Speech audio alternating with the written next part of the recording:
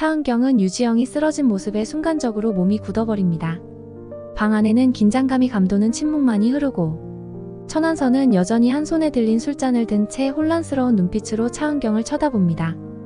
내가 죽이지 않았어. 내가 그녀를 해치지 않았어. 그의 목소리는 떨렸고 그것이 불안감에서 나온 것인지 죄책감에서 나온 것인지 차은경은 알 수 없습니다. 그녀는 차분하게 천안서에게 다가가면서도 눈앞의 위험을 직감하고 있었습니다. 유지영의 호흡이 약해지는 것을 본 차은경은 더 이상 머뭇거릴 시간이 없다고 판단합니다. 그녀는 빠르게 119에 전화를 걸어 응급 상황을 알리며 한유리에게도 연락을 취합니다. 전화기 너머로 들려오는 한유리의 목소리에 차은경은 상황을 간단하게 설명하고 유리야, 나 여기서 빠져나가야 해. 유지영이 위급해. 라고 말합니다. 천안서는 그 말을 듣고 더욱 초조해하며 차은경에게 다가오려 합니다. 그의 얼굴에는 땀이 맺히고 몸짓은 점점 더 불안해집니다. 차은경은 그가 자신에게 어떤 행동을 할지 모른다는 두려움에 몸을 강하게 긴장시키며 경계합니다. 그 순간 유지영이 미약하게 신음소리를 내며 깨어납니다. 차은경은 곧바로 유지영에게 다가가 그녀의 상태를 확인하고 그녀의 눈을 마주칩니다. 살려주세요. 제발. 유지영의 목소리는 거의 들리지 않을 만큼 희미했지만 그 안에는 깊은 고통이 묻어나 있었습니다. 그녀는 더 이상 참을 수 없는 지경에 이른 것입니다. 차은경은 유지영의 말을 듣고 그녀가 겪어온 폭력과 고통이 얼마나 컸을지 짐작하게 됩니다. 천안서는 그 순간 크게 동요하며 변명하려 하지만 차은경은 그의 말을 더 이상 듣지 않고 유지영을 돕는 데 집중합니다. 응급구조대가 도착하고 유지영은 병원으로 이송됩니다.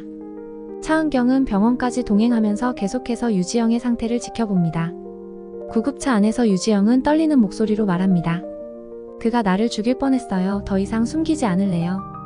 유지영의 고백은 충격적이었고 차은경은 그 말이 얼마나 중요한 의미를 담고 있는지 깨닫습니다. 병원에 도착한 차은경은 유지영이 응급실로 들어가는 모습을 지켜보며 깊은 한숨을 내쉽니다. 그녀의 마음속에서는 복잡한 감정이 교차합니다. 자신이 이 사건에서 맡은 역할이 단순한 변호사가 아닌 피해자를 보호해야 할 사람으로서의 책임으로 바뀌고 있다는 사실을 느낍니다. 그녀는 자신이 지금까지 쌓아온 변호사로서의 경력과 경험을 되짚어보며 이번 사건이 얼마나 중요한 전환점이 될 것인지를 깨닫습니다. 차은경이 병원 밖으로 나왔을 때 한유리가 그녀를 기다리고 있습니다. 한유리는 차은경의 얼굴을 보자마자 다가와 물어봅니다. 변호사님, 괜찮으세요? 유지영 씨는 어떤 상태인가요? 한유리의 눈에는 걱정과 염려가 가득 담겨 있었습니다. 차은경은 한유리의 따뜻한 위로에 조금 안도하면서도 자신에게 닥친 현실에 더 깊이 빠져들어가는 것을 느낍니다. 유지영은 살아있어. 다행히도. 하지만 우리가 상상한 것보다 더 끔찍한 일이 있었던 것 같아. 이제는 우리가 그를 더 이상 봐줄 수 없겠어. 차은경은 단호한 목소리로 한유리에게 말합니다. 한유리는 차은경의 눈빛에서 결연한 의지를 읽고 고개를 끄덕입니다. 두 사람은 유지영의 증언을 바탕으로 더 치밀하게 사건을 준비해야 한다는 결론을 내립니다. 천안서의 재력과 지위에 얽힌 복잡한 관계들이 그를 보호하고 있다는 사실을 알기에 그들의 싸움이 쉽지 않으리라는 것을 알고 있었습니다. 하지만 정의를 위해 그리고 피해자를 보호하기 위해 그들은 반드시 이겨내야 한다는 의지를 다집니다. 다음 날 차은경과 한유리는 법정에서 천안서를 맞이할 준비를 합니다.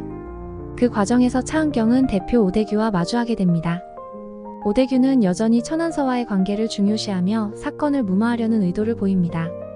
그는 차은경에게 이 사건은 우리가 너무 깊이 들어갈 문제가 아니야. 그냥 적당한 선에서 마무리하는 게 낫지 않겠어? 라고 제안합니다. 차은경은 그 말을 듣고 잠시 멈칫하지만 이내 단호한 태도로 대답합니다. 대표님, 이 사건은 그런 식으로 처리될 문제가 아니에요. 저도 이 회사를 위해 오랫동안 일해왔지만 이번엔 진실을 외면할 수 없습니다. 오대규는 차은경의 단호한 태도에 당황한 기색을 보이지만 결국 더 이상 설득하려 하지 않습니다. 그 순간 정우진이 나타납니다. 그는 오대규의 아들임에도 불구하고 차은경을 지지하며 변호사님, 이번 사건은 반드시 정의가 실현되어야 합니다. 저도 힘을 보태겠습니다. 라고 말합니다. 차은경은 그가 오대규의 아들이라는 사실을 알게 된 이후에도 우진의 의지를 존중하며 그의 도움을 받아들입니다. 법정에서의 대결은 더욱 치열해집니다. 천안서 측 변호사는 그의 무죄를 주장하며 다양한 증거와 증언을 내세우지만 차은경과 한유리는 그들이 준비한 모든 증거를 철저히 분석하고 반박합니다. 특히 유지영의 증언과 함께 제출된 녹취록은 결정적인 증거로 사용됩니다. 녹취록 속에서 천안서가 유지영을 물고문하며 살해 협박을 하는 내용이 생생하게 담겨 있었고, 그 내용은 법정 안의 모든 사람들을 경악하게 만듭니다. 천안서는 그 증거 앞에서 점점 더 초조해지기 시작합니다. 그는 그동안 자신이 저질렀던 악행들이 낱낱이 드러나는 것에 불안해하며 차은경을 향해 공격적인 태도를 보입니다. 하지만 차은경은 흔들리지 않고 침착하게 대응합니다. 그녀는 법정에서의 경험을 바탕으로 천안서의 모든 전략을 무너뜨리며 그를 궁지에 몰아넣습니다. 법정은 점점 더 긴박해지고 마침내 재판부는 천안서에게 중형을 선고합니다. 차은경과 한유리는 그 순간 서로의 눈을 마주하며 미소를 짓습니다. 이번 사건을 통해 그들은 다시금 자신들의 역할과 책임을 깊이 깨달았습니다.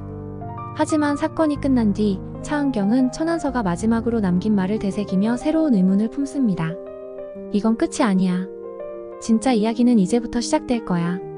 천안서의 그 한마디는 차은경의 마음속에 새로운 불안을 불러일으킵니다. 그녀는 천안서와 그의 주변에 얽힌 더 큰 음모와 비밀이 숨어 있을지 모른다는 생각을 하게 되고, 이 사건이 단순히 가정폭력 사건이 아닌 더 복잡한 문제로 이어질 가능성을 직감합니다. 차은경은 다시 한번 결심을 다지며 이제 그녀와 한유리가 풀어야 할 더 큰 퍼즐이 있음을 예감합니다. 그 퍼즐이 무엇일지 차은경의 눈빛은 또 다른 결심으로 빛나고 있습니다. 지금까지 제가 상상해본 굿파트너 13회 줄거리였습니다. 재밌게 보셨다면 구독과 좋아요, 알림 설정 부탁드려요. 감사합니다.